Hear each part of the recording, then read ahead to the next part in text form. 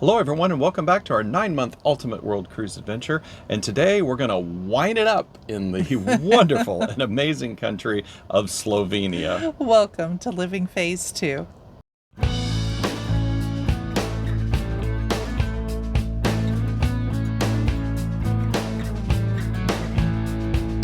Hi, I'm Mike. And I'm Nancy, and we're empty nesters striving to live life to the fullest. And we're living that full life aboard Royal Caribbean's 9-month Ultimate World Cruise on Serenade of the Seas. Well, we are. Well, friends, we are just minutes away from our last port, Trieste. We're now in Slovenia. We're in Koper, Slovenia, just only about 50 kilometers away from where we were yesterday. Yeah, the ship just kind of went out. They opened the casino, and then they came back in. So.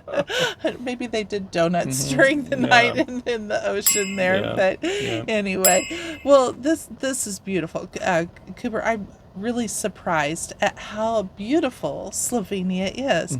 And we have a shore excursions group tour planned here. Right. So we picked this SEG tour. It's called Village Traditions, and to see a little bit more of the countryside, to get into Slovenia a little bit. Plus, it included a wine tasting. We're supposed to tour a local winery.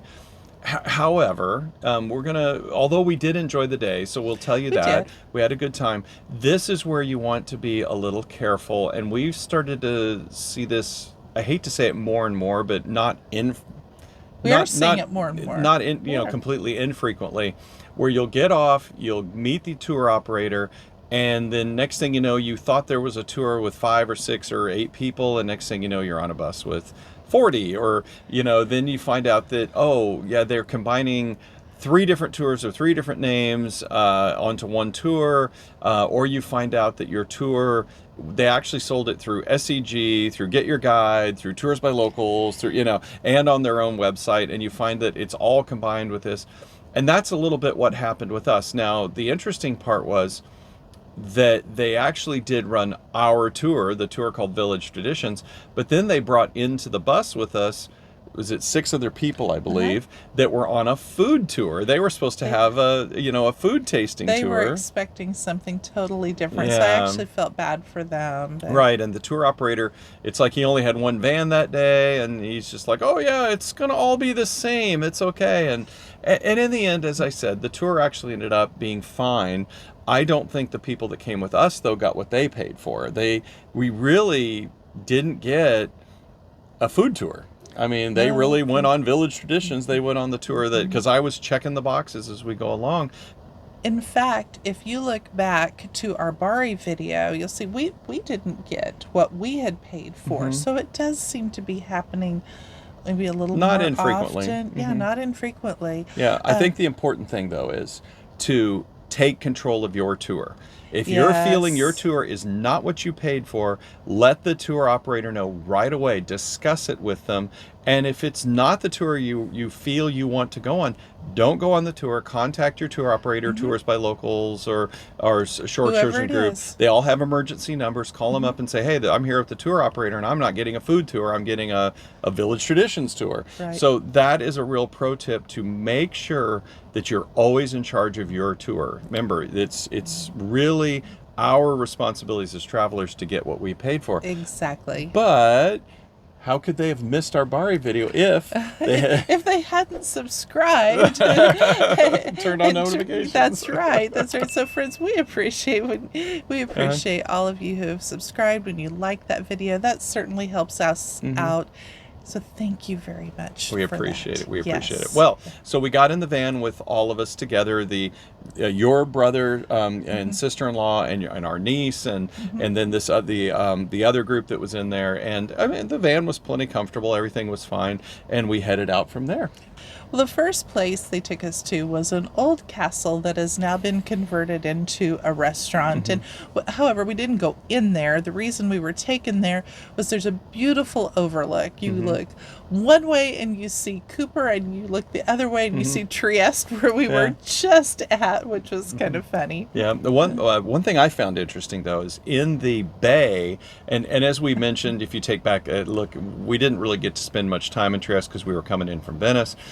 But when you look in the bay of Trieste, you actually see a massive three-mast sailing yacht, and it is the most expensive sailing yacht ever built. It was built by a Russian oligarch, and it varies how much it says, he paid, somewhere between 150 and 300 million dollars for this. Lot. And the yacht has actually been impounded by the Italian authorities because of the whole Russian incident and everything that's going on right now. So they're maintaining the yacht out in the bay, and you can see some pictures of it. It's a bit in the distance, but you can see that there. So I just thought that was kind of fascinating, that this super yacht, that you can see it there in Trieste. But anyway, yeah, the overlook was gorgeous, and it is interesting to just see that kind of mountain range, or that hills between Trieste and Slovenia. It's such a close place. Well, Al, after the overlook? After there, he took us to the Holy Trinity Church. This is an old church, and what's really fascinating about this is it has some of the most completed Gothic frescoes